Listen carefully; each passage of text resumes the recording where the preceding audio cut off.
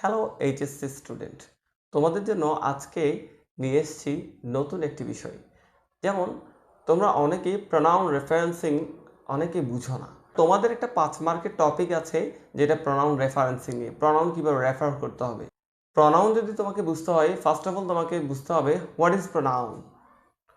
আমাদেরকে একটা বিষয় সবসময় শেখানো হয়েছে, প্রনাউন মানেই হচ্ছে instead of noun, using words instead of noun.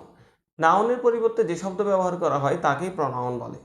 Actually that is not only নাউনের পরিবর্তে ব্যবহার করা শব্দকেই প্রনাউন বলে, there is also to indicate any noun that is pronoun, to divide or distribute any noun that is pronoun. And আমি যেটা বলছি যে কোনো একটা নাউনকে নির্দেশ করলে সেটাও, নাউনকে আলাদা বা পৃথক করে বোঝালে সেটাও প্রনাউন, কোনো একটা নাউনকে নির্দেশ করলে সেটাও প্রনাউন। তো প্রনাউনের আসলে অসংখ্য ডেফিনেশন আছে।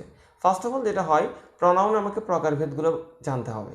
প্রনাউনের প্রকারভেদ, প্রনাউন আলটিমেটলি প্রনাউন হচ্ছে 8 প্রকার, যেটাকে আমরা মনে রাখার সুবিধার্থে আমরা ইউজ করতে পারি P double D triple R double I এই ট্যাগ দিয়ে। এটা সংক্ষিপ্ত একটা রূপ। যদি আমি বলি P double D triple R double I, what does it mean? P means personal pronoun. P personal pronoun. What are they? এগুলো কি কি?